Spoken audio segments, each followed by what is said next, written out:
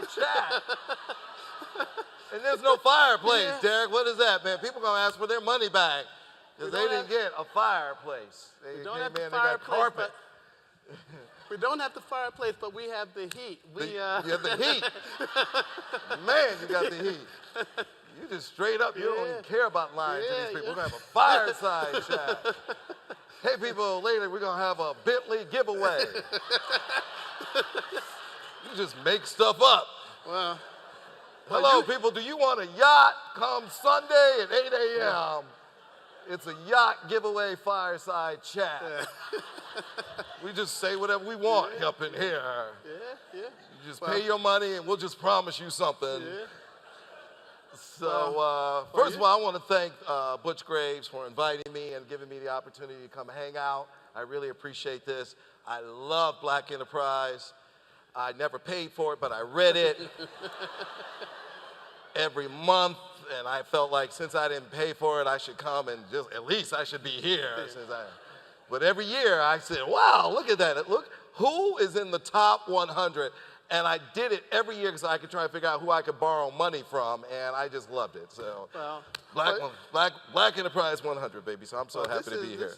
Well, this is great to have you. I had the fortune of being at your studios a couple of weeks ago, and you are in perpetual motion. You are, you know, the host, the producer. You are the hype man. You do it all in one shot. And I rap too, so which is great. But it's amazing. You've had a fascinating career. Started from a comedian to now owning the weather. So I want to start at the beginning. First I was an embryo, and I remember that it was warm, I was cuddly, and it was the best time of my life. I'm sorry, go from the beginning. So you share with us your beginnings as a comedian and what led you to going to the business side. You know, as a kid, I was born in Detroit, Michigan, and all right. Can I get a ride home? That's good. We can carpool, get there faster, get in the carpool lane. I just remember as a kid, born in Detroit, Michigan in '61, and Henry Ford Hospital. And this is the '60s, and my mother and father would put on these comedy albums. Flip Wilson and Bill Cosby and Red Fox and Richard Pryor and Slappy White. And my dad would roll off the sofa. And I just couldn't stop playing them. And I fell in love with comedy then, at that point. '68 came along, and very turbulent, the riots.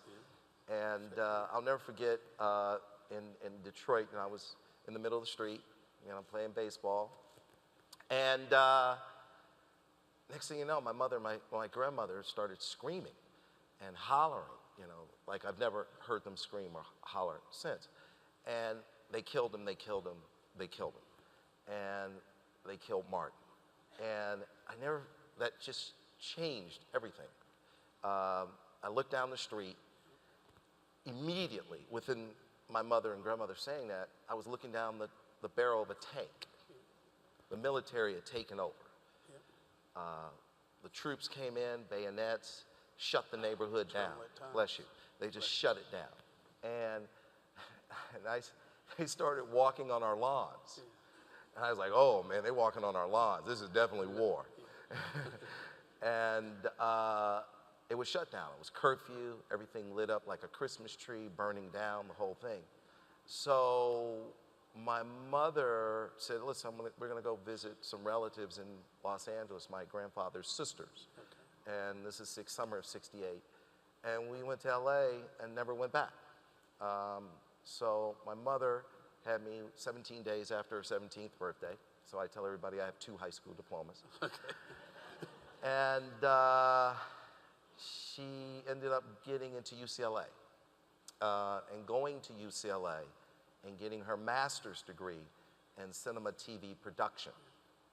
And because she was at UCLA working on her master's degree, she went to NBC and said, can I get a job? And they said no. And she said, okay, can I work here for free? What they really say is, can I be an intern? Yeah. And they go, well, we don't have an intern program. And being persistent, thank God, she said, well, will you start an intern program with me.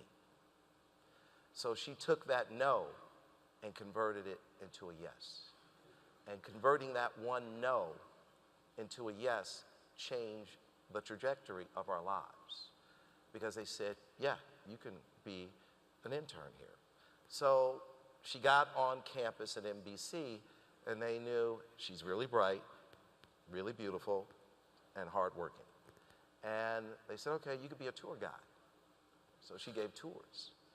And I used to go with her to NBC, waiting for her to get off work because we didn't have childcare. I tell my kids, this nanny thing is like new to this family, so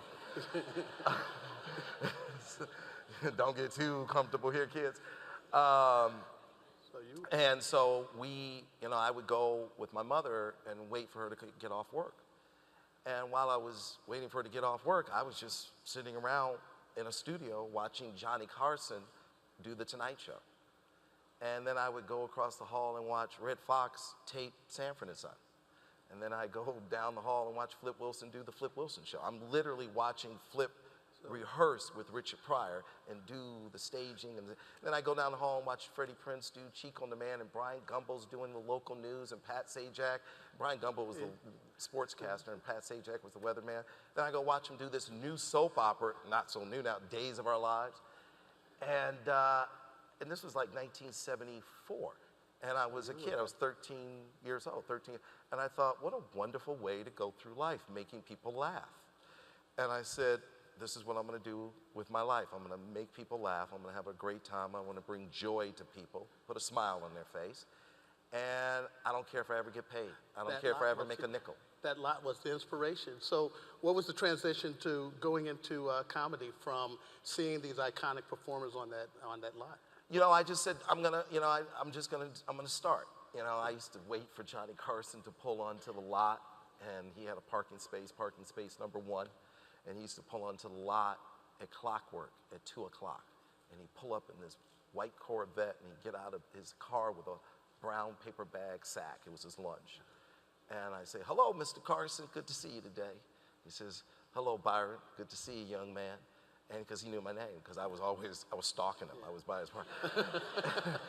And then he'd go, and he'd get back in his car. They would tape the show from 5:30 to 6:30. He was back in his car at 6:45, and he'd drive out to Malibu. And one summer, Gladys Knight and the Pips had a summer show, 6 episodes, and they had a comedian on. And I knocked on his door, and he did his routine on her summer show. And I said, sir, I want to be a comedian. What should I do? And he said, oh, go to the Comedy Store. And I went to the Comedy Store and did my little, I thought the Comedy Store was a place where you went to buy jokes. But so, and they were like, no, you don't buy jokes here. You perform here, you knucklehead. So, and I said, okay. And then I got there Monday was tryout night. And so they said, people line up early, so you need to get here early. So I got there at 9 a.m. and the club opened up at 8. And I sat on the curb until 9 a.m., from 9 a.m. to 8 p. And Mitzi Shore, God bless her soul, she just passed away. She signed me in.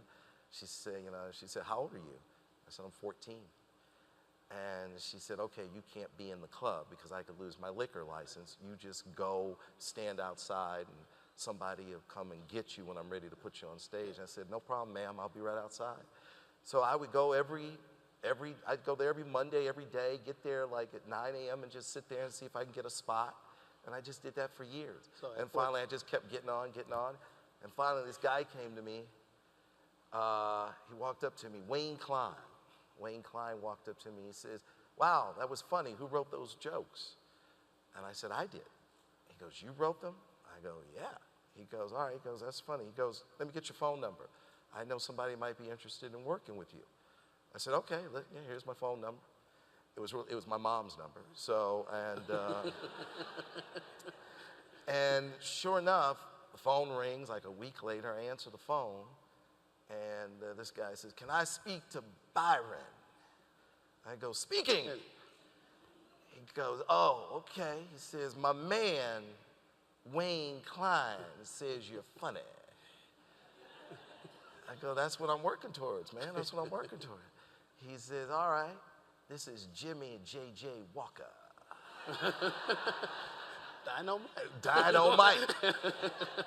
And it was 1974 or 75, and he's hotter than the pistol. I mean, Good Times was like #1 at this point. I'm like, JJ Dynamite's on the phone. I'm 14 years old.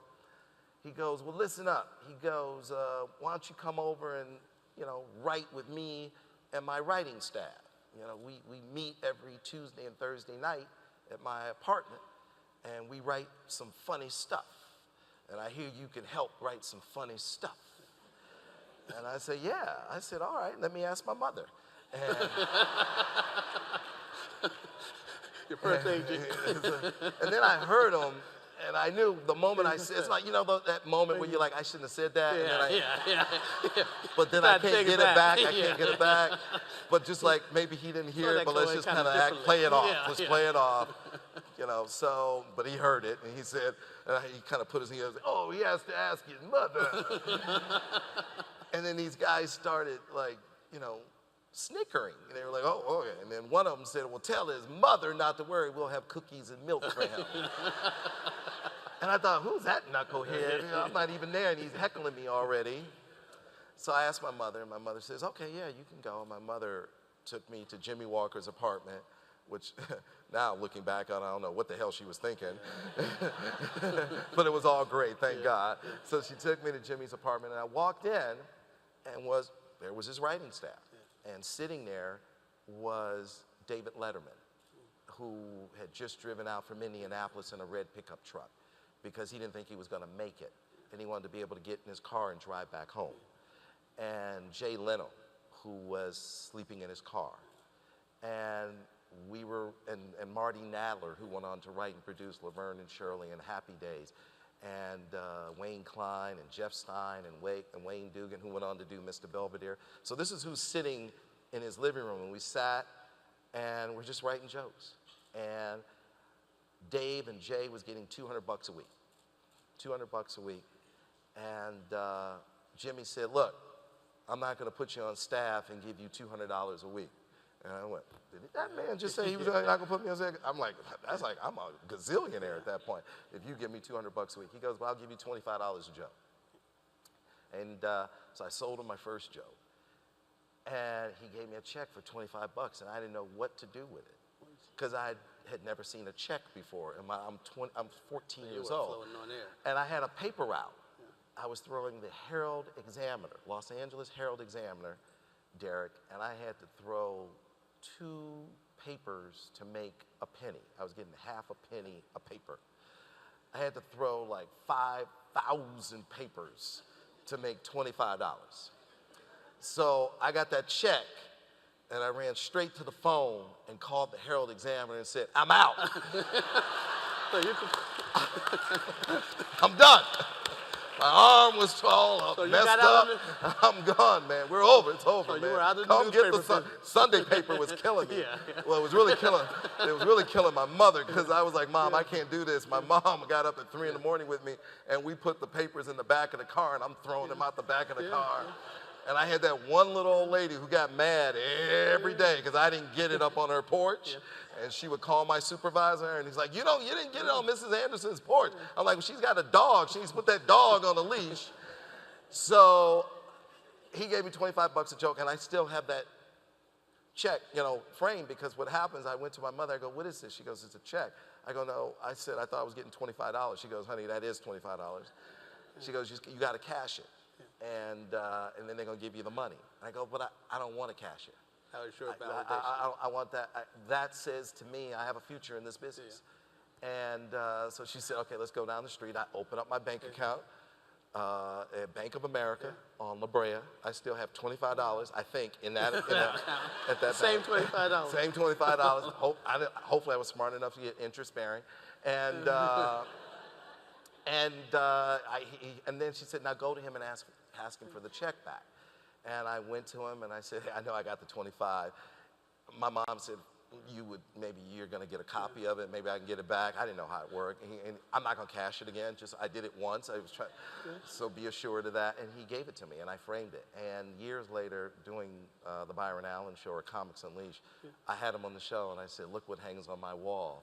this was the moment where I knew I could make it in the business, and thank you for giving me the opportunity. And so yeah, that was the moment I started doing stand-up and never stopped, never looked back. I remember first seeing you on a show called Real People. Real People. A reality show. You know, how did you get on that show, and how did, from that show, make the transition from going to the business side? You know, Real People. So I was performing in the clubs from the time I was 14, Comedy Store, improv. And one night, Jim McCauley, the talent coordinator for Johnny Carson, caught me. And he called me up and he said, you know, I'd like to put you on The Tonight Show with Johnny Carson. And I'm like, whoa. And this is every comedian's dream. This is 1978. And I turned it down. And I was 17, I turned it down. And he said, why? And I said, well, I'm still in high school. And I want to get into USC Film School. And I want to make sure I'm going to get out of high school, because that's not going to go over well with my mother if I don't get out of high school. And I want to get into USC Film School. And for me, it's a marathon, not a sprint. And when I do The Tonight Show, I expect to do well. I expect to get offers. And I want to be able to accept those offers because I have the freedom to accept them because I'm not in high school. And he went, okay. And I ended up being the youngest comedian to do The Tonight Show with Johnny, because I ended up doing it 1 or 2 weeks before I graduated from high school, right? So I checked in, I said, am I gonna graduate? Did I take all the classes? I'm getting out of here? They're like, yeah, you're gonna graduate. I said, okay. I did The Tonight Show. It went well. But I grew up on that set. I mean, that set was like home for me. When Johnny would leave, I would sit in his chair. I would stand on his mark and I would read, because he had all his jokes on a cue card. So you were ready. And I would just read all of his jokes. And I just lived in the TV studio and was very comfortable. It was that or go home and watch Gunsmoke and wait for my mother. So I was like, I'll just do this. And I ended up doing The Tonight Show with Johnny. It went really well. I got quite a few offers. And I remember it was one of those mathematical moments. And they said, well, which one do you want to do? And I said, this one. And they said, this one, why this one? I said, well, mathematically, and I was speaking math at 18, and so much of business and life and just everything, math is involved for me. And I said, there are 3 broadcast networks. At that point, we didn't have Fox, ABC, NBC, CBS. There are only 3 of them. And I said, there's 66 hours of primetime TV. And only, I said, out of 66 hours, this will be the hour that's different from the other 65 hours of primetime television. And I think that it's different enough where it will stand out, be a top 20 show, stay on the air at least 4 years so I can get through USC. And that's why I want to do the show. And I ended up picking Real People, and it ended up being #1 immediately and changed the face of television and gave birth to reality television, which is why you have Kim Kardashian and Donald Trump today. It was Real People. So that was 79 to 84. Yeah, at 18. But there was an experience at Real People that led you to say that you wanted to go into media ownership. Share that story. Yeah, you know, it was a great moment for me. At the time, it was one of my worst moments, but it was a great moment for me. And looking back, I was 19 years old. And they only had me for 1 or 2 years. And so my first year, I was getting $2,500 an episode. And my co-hosts were getting $75,000, $10,000 an episode. Second year, I was getting $4,000 an episode. My co-hosts second year, they were getting $12,500, $15,000 an episode. So they only had me for a few episodes in the third year. And then we said, hey, can we get in year 3 what they were getting in year 1? And they just said, no, you're out. And you're lucky to be working. And it was very painful to have someone say that to my mother about me. And so I said, you know what? And I was out. I was done. They replaced me, put a cute little kid in my chair, and people were like, what the hell happened to you? I asked. You asked the same question? Yeah, okay, good. You were the one. And, and I remember thinking, I'll never be in that position again. I'll never be in the position where someone says, you're only worth this. And so that was the moment. That was the moment. That moment you And established that your was the own moment. value, your own worth. And I was like, no one will ever be able to say to my mother, hey, your son is lucky to be working, and whatever we throw him, he needs to accept it as that's the best he's gonna get. So it was really painful. And then I realized at that moment, it's not show business, it's business show. And I said, I'm not gonna be in show business anymore, I'm gonna be in business show. And so January of 1981, I went to, and it was really cold, I went to New York City, and I went to my first NATP, National Association of Television Programming Executives. And I went there because it was all the people who owned and operated television stations and all the major advertisers, where the business of television is done. And I've gone every year since 1981, every year. I've never missed a year, and this will be my 37th consecutive year this coming January. And so I went, and I said, okay, who's the best in the business? And they said, Al Massini. And I said, Al Massini. I said, okay. I said, where is he? He's like up on the 50th floor. And I went up there, it took forever to get up there. My mom was with me, it took half an hour to get up there. Yeah. And I walked in the room, and he had his back to me because he was selling. He was selling a television show. And he had these general managers, these owners of these television stations hanging on his every word. And he said, look, this is the show, I'm gonna, you know, and he had a pilot where they had interviewed Burt Reynolds on the set of Smokey and the Bandit. Now in '81, he was the biggest movie star in the world, Burt Reynolds. And he said, I'm gonna tape the show at 12:30, I'm gonna do a little editing, and I'm gonna put it on the Bird at 2 o'clock. And they were like, what's the Bird? He said, it's a new technology called satellite. And then he goes, satellite? They didn't even know what it was. He goes, yeah, he goes, I'm gonna buy all of you a satellite dish, and I'm gonna feed you the same show, the same day, and each of you are gonna run the same show that night. And it's an entertainment magazine show. They go, what's the name of it? He said, Entertainment Tonight. And he go, when you gonna put it on? It was January. He said, September. He says, we're just doing entertainment magazine, 30 minutes a night. And he goes, this is the greatest show ever. And I watched him sell that show. And I said, I'm in. And I walked up, introduced myself, and I said, Mr. Massini, nice to meet you. My name is Byron. I understand you're the best in the business. I'd like to learn from you. Where are we gonna have dinner tonight? And he said, I'm having dinner with some clients. I said, save me a seat, please. And he said, oh, we're gonna go to an Italian restaurant, blah, blah, blah. So I watched him sell television shows. And I watched him sell Entertainment Tonight and Star Search and Lifestyles of Rich and Famous and Solid Gold and Runaway with the Rich and Famous.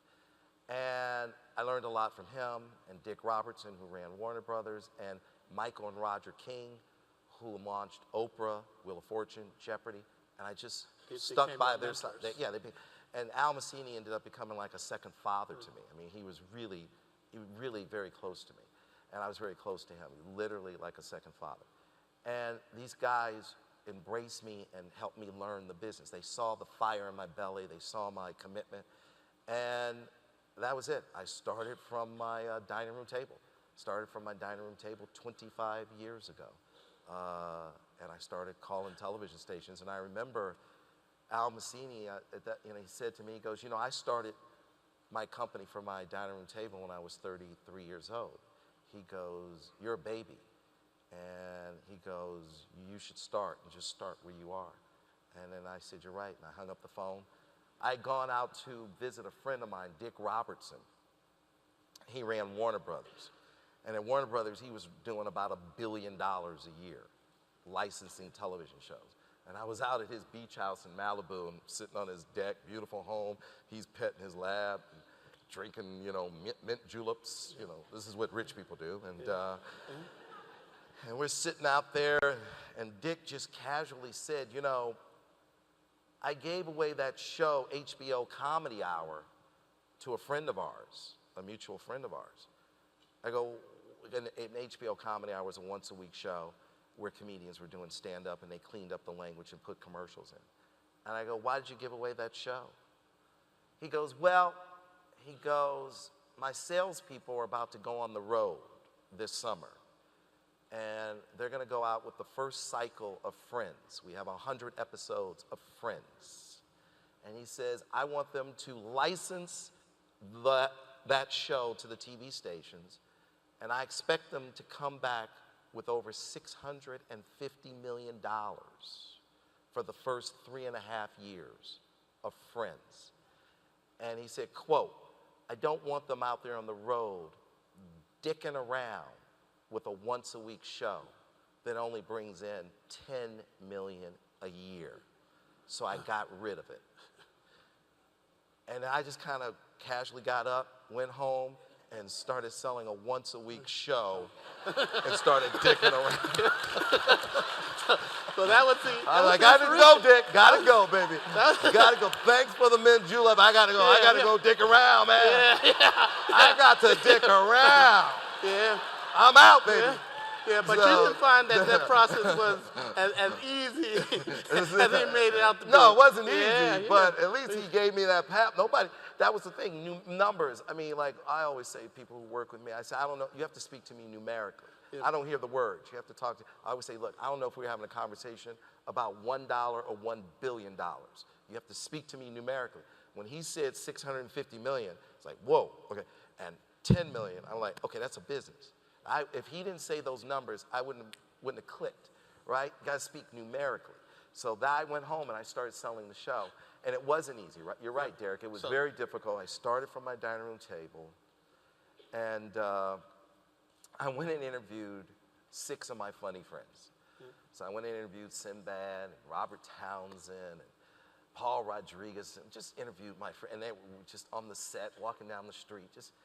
And I made this once a week, 1-hour show. And I sat at my dining room table from sunup to sundown, and called all 1,300 commercial television stations in America, and market by market, from market New York #1 to market, 212, Butte, Montana, whatever it is.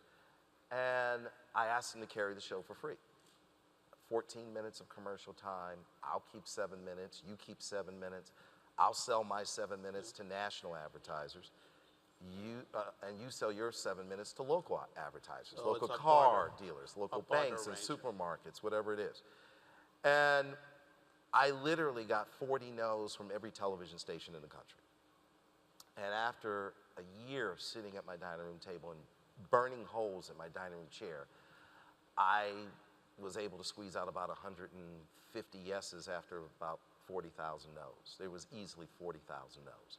And that was a year of just no, no, no, no, no. And I didn't do anything except call, call, call. I started at 6 in the morning so I could start. I was in LA, still in LA. Started at 6 in the morning so I could start calling, call stations all the way up to 6 p.m. So it was just 12 hours a day.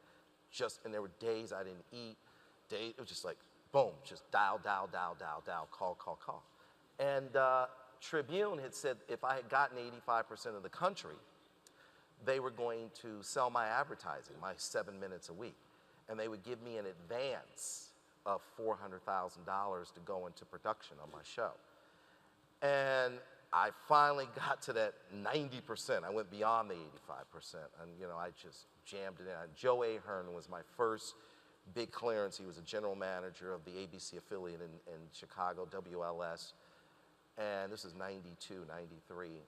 And he was just a powerhouse because he had given the world Oprah, because he had Oprah on at 9 in the morning and she was doing a 50 share. And they were like, whatever Joe's doing, we want to do it.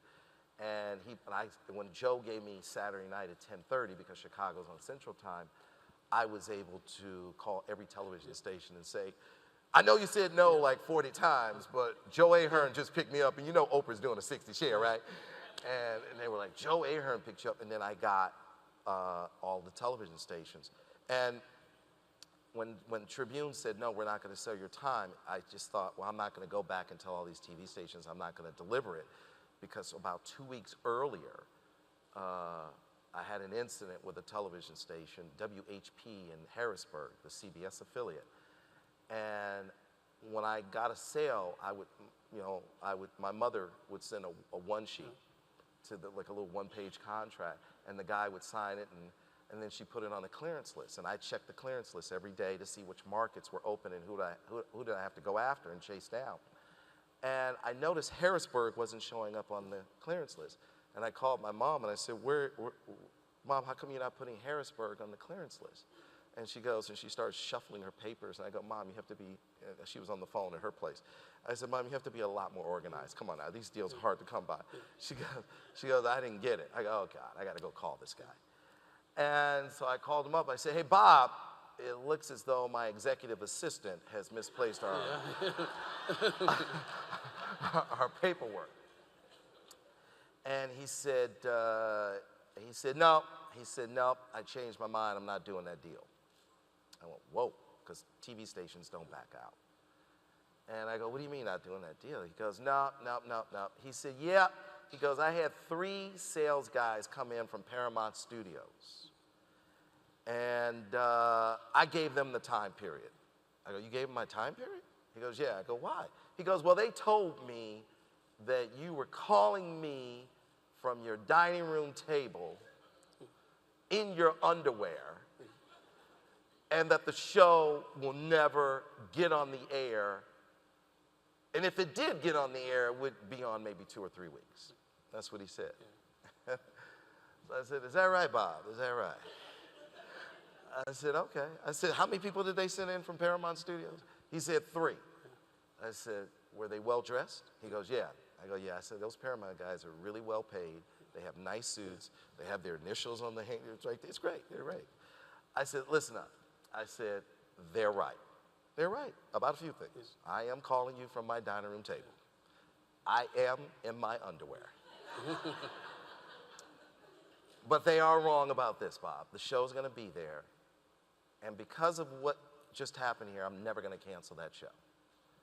And I want you to tell the boys from Paramount and every studio that ever comes your way and tries to convince you to not depend on me, that they will never, ever, ever be able to say that with any certainty. Yeah. And so I said, and tell them thank you. So that had happened 2 weeks earlier, and then Tribune said, no, we're not going to give you the money to do it. And I went, oh my God, now I got to call all these stations. I said, there's no way I'm going to go forward because of what happened with Paramount. And about 6 years later, I'm on my sales call. We have a sales call every Friday at 6 a.m., much to the chagrin of my staff. I'm the only one who seems to enjoy it. And, and they said, do you remember something happening with WHP and Harrisburg? Well, the general manager said, he goes, yeah, he said he basically screwed you out of the time period, and he gave me the time period. That show now is going into its 26th year. And so I immediately knew that I couldn't run up to the wall. I had to run through the wall, and I had to deliver excellence so that they never question who we are, what we will deliver. Yeah. And keep that leverage on our side in terms of here's our credibility. We're going to get to Q&A in a second, but I wanted to look at that was the beginning of entertainment studios, which you had started with your mother. And as you said, you've never canceled a show in 25 years. How did you get to the stage where you grew entertainment studios to more than 40 shows? You have 8 HD networks. And one of the comments that I've heard you say that we've talked about is that you don't chase audience, you feed audience. Yeah. Explain that. You know, I think that, for me, you're always going to the next level. I think the greatest asset I've had in my journey, and it's still a journey, adversity. the adversity has been the best thing to happen to me. When, like HP saying, this is what Paramount said, and Tribune said, I'm not going to sell your time. I had to go and sell my time. I didn't know how to sell advertising time. And so I was trying to convince people to buy my advertising time. I didn't know ad agencies, I didn't know advertisers. So I didn't pay my mortgage. I went in and out of foreclosure probably 14 times over a 5-year period. So yeah, my credit was so bad, people didn't want to take my cash. So it was bad. So they were turning off my phone, because this is before we had mobile phones, and I'm calling people from pay phones. I'm like, oh, don't pay any attention to that truck. And there were days I didn't eat, and I had to learn how to sell advertising. And finally, I'll never forget one time, I called AT&T to buy some advertising, and this woman called me up and said, hi, this is AT&T. I'm like, oh, I'm glad you called me back. I said, I can get you into my show if you give me your commercial in time, and we get you on there. She goes, I don't know what you're talking about, but we're going to turn your phone off tomorrow. And if you don't give us a check for $1,000, it's going to cost $2,000 to turn it back on. I go, let me make sure I got this right. I don't have 1,000, but you go, now you're asking for 2,000? How does that work? So I had to learn to sell my time. And I went on the road, and I got to really know all of the chief marketing officers. And I went industry by industry. And first I sold to the movie studios, and then I went to soft drinks and fast foods and pharmaceutical and packaged goods, automotive, and industry by industry. And I looked up and I said, you know what? I have a relationship with every television station in the country, and now I have a relationship with a lot of advertisers. And then I started putting another show on, another.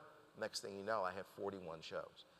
And I just didn't stop, like a shark, like a great black shark. I just never stopped swimming and looking for the kill. And I just kept selling. And I just had this relationship. And I said, now this is not show business, it's business show. I'm direct to the stations, direct with the advertisers. And once you have those relationships, you could put as many shows as you want. I could have 100 shows on if I wanted to. I chose to stop at 41 to move on to launching networks and buying companies. So that was the evolution. It was that adversity that really was the best thing that ever happened. It's like going to the gym. If you don't bench press, you're gonna be the skinny guy. If you start bench pressing 500 every day, you're gonna be the big guy. So that adversity made me bench press. That was my bench pressing every day, and it really helped me a lot. At the time, I didn't appreciate it when my phone was turned off and I had to time my mortgage. I had a wonderful woman at Bank of America. She's like, honey, your file keeps ending up on my desk. She's like, what's going on? I said, I'm trying to fund this TV show. She goes, yeah, I'm paying for tape, and I'm hiring camera people, and I'm paying for satellite time, and she goes, okay, here's how it works. She goes, I got you up to day 89. She goes, after day 89, it goes to another lady right next to me, and that's day 90. She goes, you don't want to talk to her. She's not nice. She goes, you can, just go up to day 89. So I would play the float with my mortgage so I could pay for the show to get out to the TV stations. And I did. I would run to the bank on day 89 and pay the mortgage. And it was that adversity. It just said, I know that whoever I go up against, they probably haven't gone through what I've gone through, and I have a constitution that's much different than a lot of my competitors.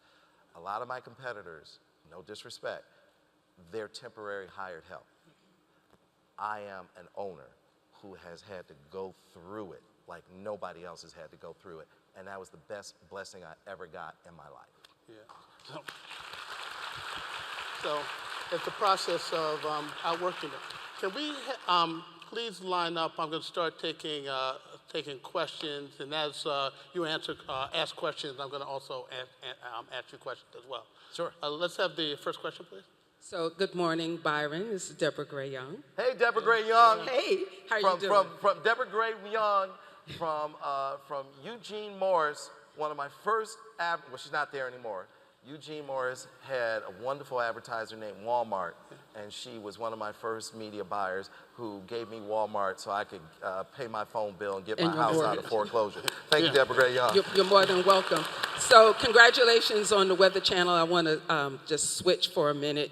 Can you talk a little bit about the Weather Channel deal and if you can, what your vision is for the network now that you are the CEO of it? The Weather Channel was, you know, it was a historic opportunity. A buddy of mine came to me who satellites all of our networks. And we have 7 24-hour HD networks now with the Weather Channel. We have 8. So I had read an article in the New York Times. Verizon wanted to spend $23 billion, bring fiber to the home, offer 150 HD channels. And so I went to Verizon and said, I want to offer you 10 channels. They said, how many do you have now? I said, 0. They said, what are you thinking? And I said, well, you know, I'm originally from Detroit, Michigan, and my dad worked at Ford Motor Company for 30-something years. My granddaddy worked at Great Lakes Steel 30-something years, and these guys never called in sick a day in their life, and they couldn't wait to get to work. And I want to bring that Henry Ford, Detroit automotive sensibility and efficiency to making content. 100 years ago, it was the Industrial Revolution, and today it's the digital revolution. And what fueled the Industrial Revolution was oil and gas. Today it's being fueled by content. So I said I want to really be efficient like Rockefeller. Take it from the ground to the pipe, to the refineries, to the truck, to the gas station, to the gas tank, and make it efficient and affordable. And I really want to be a part of the digital revolution in a way through content. So when he came to me, and so Verizon said, okay, what's your thinking on that? I said, when I send a crew to Concours d'Elegance to shoot the car show, I don't want them to just shoot the car show for our TV network, Cars.tv, which we won an Emmy for. Shoot what's going on with the resorts there for our travel channel. Shoot the chefs there for Recipe.tv. Shoot what's going on with the pet community for Pets.tv. Shoot what's going on with the celebrities. So I said, I want you to shoot everything in the ecosystem so we're more efficient. And they said, you know what, that's brilliant. We're not going to give you 10 networks, we're going to give you 6. And we made history. One single day, we turned on 6 24-hour HD networks. Nobody ever knew it, we just quietly did it. Now, then we ended up turning on our 7th network, Justice Central. We ended up becoming the largest producer of court shows. And we took all these judges, Judge Ross, Judge Hatchett, Judge Maybelline, Judge Karen, Judge Christina Perez, and we said, okay, and you know, now we have 7 networks. But it was not easy to get the distribution. So my friend who runs Encompass, which satellites the networks, he said, you should buy the Weather Channel. I used to work at the Weather Channel. People don't realize how important it is. It's a cash cow, makes hundreds of millions of dollars, great cash flow, EBITDA, blah, blah, blah. And he said, you should buy it. And we took a look at it and we said, you know what, we should buy it. And we closed and I said, it will help. It was really transformative. It's the largest cable network not owned by a conglomerate. It's the first cable network that's general market, that's owned by an African American. And I always said, you know, that, you know, I don't want to play in the Negro leagues. I want to play in the global leagues. And I want, So I wanted to send the message really loud and clear. I'm not in and that's a fine box. I'm not in that box. I'm chasing trillions, not millions. And so I wanted them to know right off the bat, chasing trillions, not millions. Let's do this.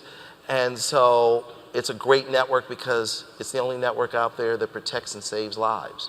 The government depends on it, farmers, retail, everybody depends on this network. It's information that's essential to our livelihood. And I thought this is an iconic brand, it's an iconic platform. So I'm not gonna do anything to really change it. We might have a few cute little shows, maybe make you laugh a little bit more, but it's an important asset. And we have it in our portfolio, now it's 8 of them, and it's a part of our strategy to buy other companies and through acquisitions, because we're very acquisitive right now, we will grow our company and we will grow our top line and we will grow our EBITDA. Because once you get to a certain scale and you're making XYZ dollars, you become very attractive to financial institutions. Money becomes cheaper. And so that just was transformative to us. And so that's why we bought it and put it in our portfolio, and you'll see us do more.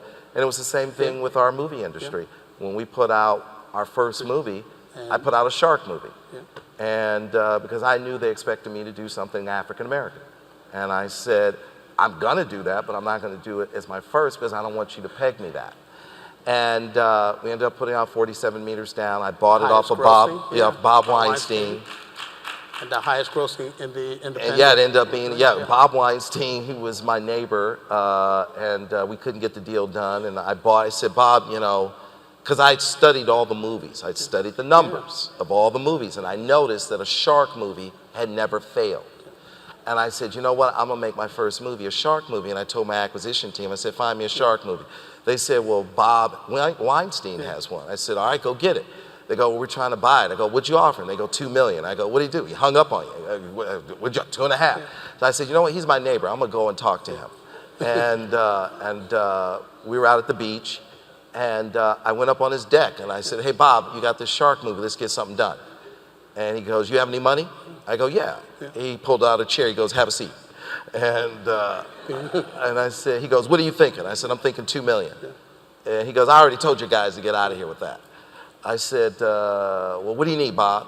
And Bob said, I need something with a 3 in front of it. I said, well, let's close this at $3. And he said, oh, I forgot, you're a comedian. He said, you gotta put some more zeros on that. I said, all right. I said, if I give you $3 million, are we good, Bob? He said, $3 million. He goes, all right, $3 million. And then I got up to go back down the beach to my house. He goes, wait a minute. He goes, I want some schmuck insurance. I go, schmuck insurance? He goes, yeah. I said, all right, what do you think, Bob? He says, I want some back-end points. I said, all right. I said, well, get comfortable because I'm going to say something to you nobody's ever said to you. He goes, oh, yeah, right. He goes, I've done thousands of negotiations. I said, I'm not going to give you any back-end points. I'm going to give you 2% of the gross. Every nickel I collect, I'm going to send you, every dollar I collect, I'm going to send you 2 points, 2%. He goes, whoa, never heard that before. I go, right. I gave you 100 times more than you asked for. I said, I never want to be across the table from you, Bob, talking about why I spent so much money on hair and makeup for Mandy Moore, or why I did this, or why I threw a premiere party, or whatever it was. I never want to sit across the table from you and talk about receipts. I said, I want to have a great relationship with you. I'm going to put out 100 movies over the next 7 years, and you're a great movie producer. And this is a marathon, not a sprint. And you and I are going to work together a long time. And we're not going to get rich off this movie. This is a little bit of money, Bob. We're chasing trillions, not a few million. And he went, whoa. He goes, you're right. I've never heard that before. Boom, shook my hand. He called me every week. I got this for you. I got that for you. Right? You got this, right? You always play the long game. As I go to the next question. I'm going to finish this real quick, right? So Bob called, I'll share because I want to go to So Bob called me up. He goes, you know that movie that I sold you at the beach? He goes, it's on DVD. It's on trucks right now.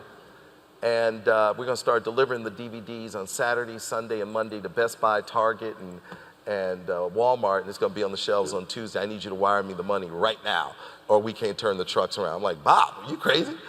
We literally wired the money with 5 minutes to spare and spent the rest of Friday afternoon turning the trucks around so they wouldn't deliver the DVDs. And then I sat on it for 1 year and waited for the perfect summer date, and it ended up being the biggest independent movie of the year last year.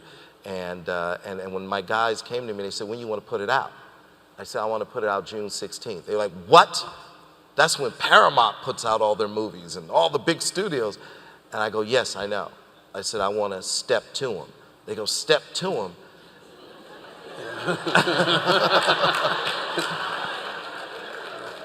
I said, what do you mean step to them? You know, this is Disney.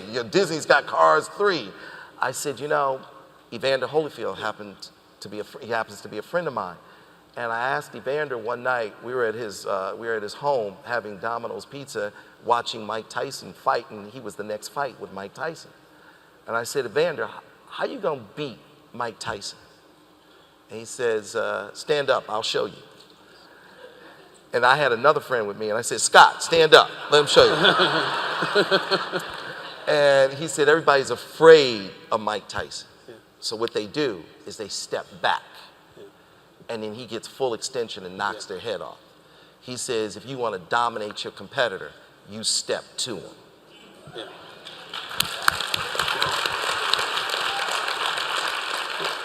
And he says, when I'm in his face, he's not going to be able to take my head off, and I'm going to frustrate him. Yeah. Well, clearly he frustrated him and lost his ear, but he frustrated him.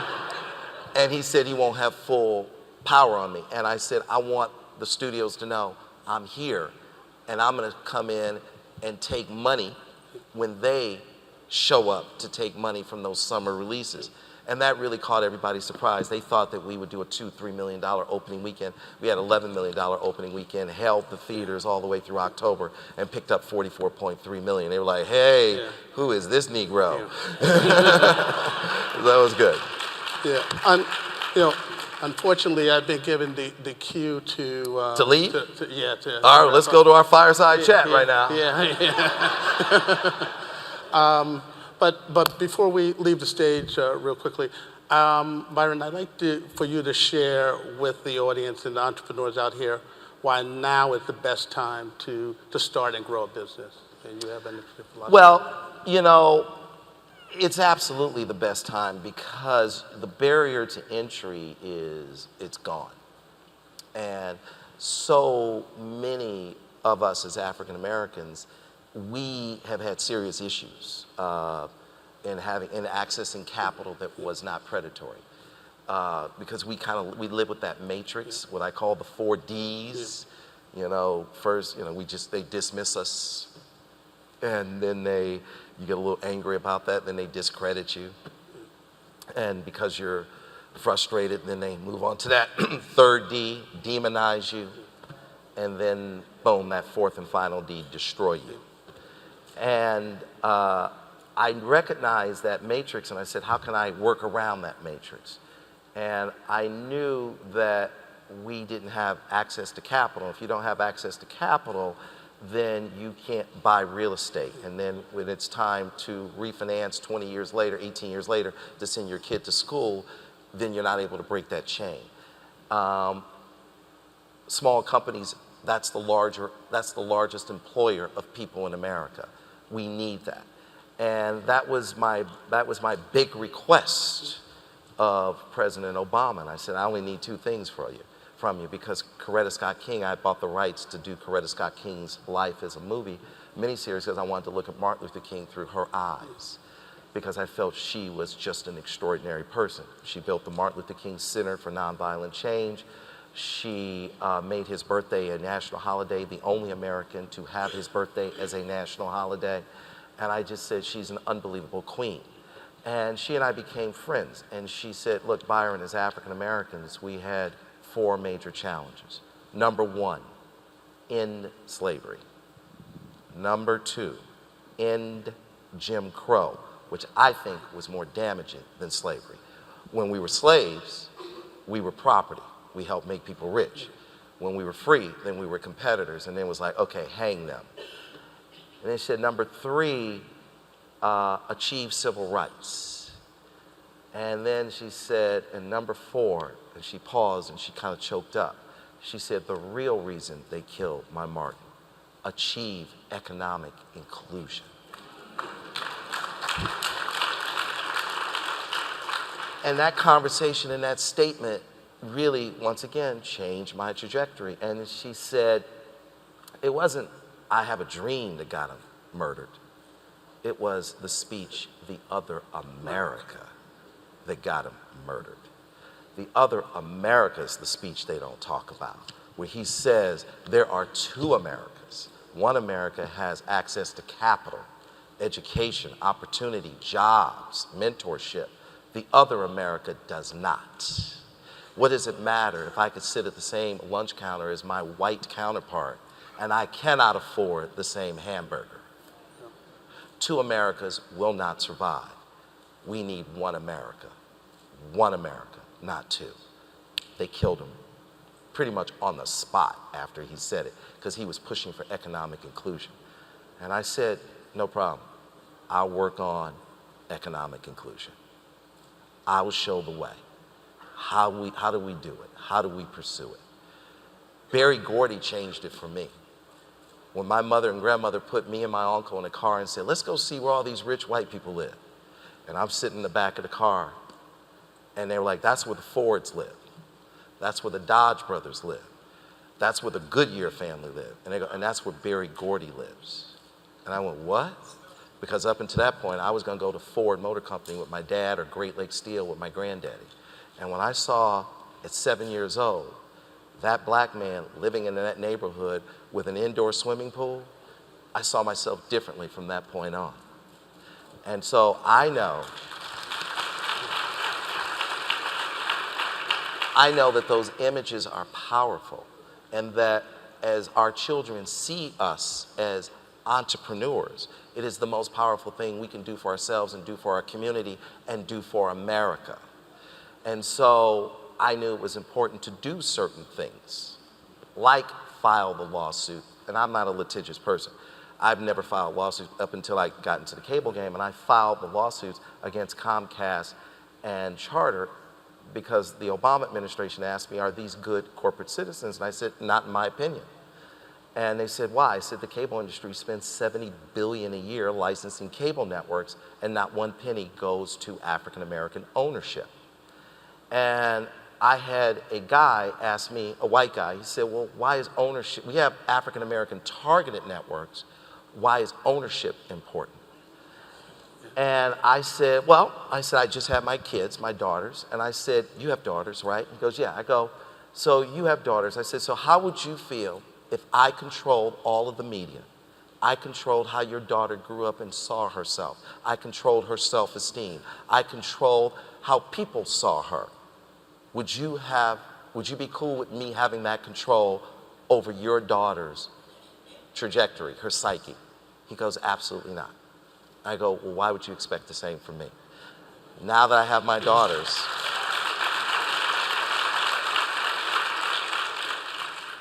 I'm not gonna have a seat at the table, I'm gonna take a seat at the table. And I'm gonna have say on how they see themselves and how they grow up and how the world sees them. Because I'm not gonna leave it to you to depict them. And I think the most powerful person in the world is not the President of the United States. I think the most powerful person in the world is the person who controls media. Because that person controls what you hear, what you see, ultimately what you think and what you do. So this isn't just about money, this is about power. And so that became a game changer. And last but not least, what I said to Tom Rutledge at Charter, he said, well, you sued us because you wanted to take advantage of the merger. And I said, Tom, business is a contact sport. And, but that isn't the reason why I sued you. I sued you because when I looked at your board, you have 11 people on your board, and they're all white guys. You didn't even have the decency to have a woman on your board, which represents 60% of the global population. You didn't show respect to women, let alone African American, Hispanic, gay, Asian. 11 white guys get together every 90 days, look around the room and go, this feels right. I'm not the bad person here, Tom. I'm just making it better. As a matter of fact, Tom, you didn't even have a chief diversity officer. You didn't even spend $80,000 a year, put somebody in a closet and pretend like you cared about diversity.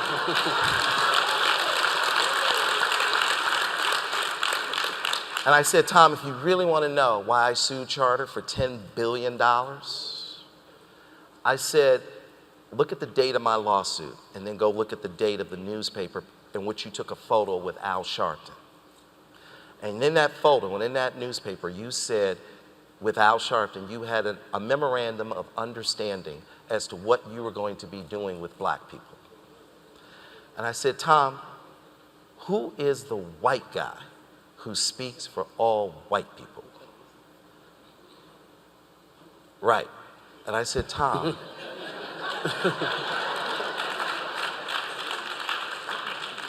I said, the very idea of Al Sharpton, for me, is racist. That you think there is a black man that speaks for all black people, and you think it's him.